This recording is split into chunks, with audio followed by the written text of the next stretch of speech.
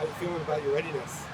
Good, excited game week, man. This is the first real Tuesday, so it's awesome. It's awesome to get an opponent in front of us and get some film, get some game planning going. I know guys are excited. You put a lot of work in. I know the investment that the guys have put in is coming out, and couldn't be more excited for the guys to get out there. I know some things to figure out. At left tackle going into camp. How do you feel about that position specific? Good. I think the O-line's done a good job of working through those top 6, 7, 8 guys. I think the left tackle position is going to be one we're going to feel really good about on Saturday night. These guys are going to be rolling in, and Coach C's got a great lineup, a great idea for those guys up front. And I really enjoyed the fact that in camp we've rolled a lot of guys through at different spots. I think the position flexibility in the front's huge, and to have a few guys at some depth at that position, I think last year was a major issue. And it's a lot of places like that. Let's be really candid. There's a lot of places that when you're starting it up, you're going to work through the roster development piece, the talent acquisition piece, and we're no different. And I'm just getting here knowing that too. So I've been excited about that top group that's out there right now. How game ready is Sam?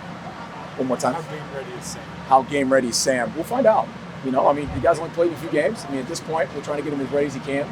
He's had a bunch of practice, a bunch of reps. We had 1,500, camp reps. He's had a spring ball. You won't know till the lights come on, and there's going to be some growth pains in a guy who's in his, 5th game or whatever it may be. But that's part of it. How do you feel that he's gotten used to you as a play caller, and guys are just getting on the same page? I think the only way to get that done is we spend a lot of time together in the film room. We spend a lot of time when we plan practice. Try to use any kind of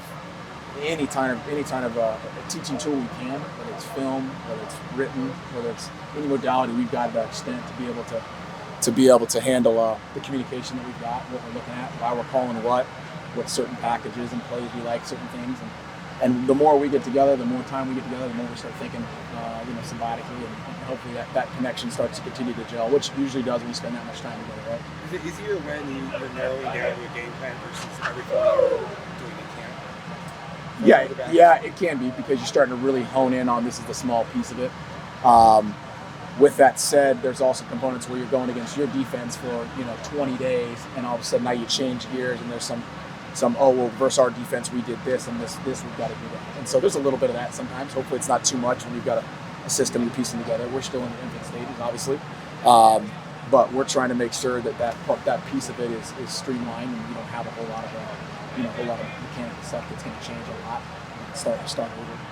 In the film that you've been studying, what has the process been like about learning what kind of program Wyoming has specifically on the defensive side of the ball and what they could be bringing on Saturday? Well, historically, first of all, I've worked there before, so I know what that place is all about. A real tough, hard-working, blue-collar operation has been for a really long time, and I think it's really in their DNA of how they play. It's been like that for a long time since they've been coached there. Coach Bull has kept it rolling and done an amazing job. And now he's gone, and now Jay's there to take over. And I don't see much of a change in regards to the DNA of that football program. A tough blue collar group that's going to be right where they're going to be. They're not going to beat themselves. They're going to play tough brand of football, and that's what I was there when I was there, and that's what they continue to be. So we've got a tough task. What do you hope your offense might be is sound? Well, on the field, you got to make sure, number one, you take care of the football more than anything.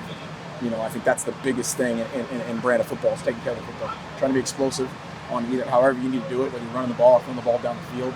A group that's tough, smart, physical, and understands situational football. And I think at the end of the day, those are the things that we've got to get done offensively. That's what you have to get done on your side of the ball as an offensive group to have success.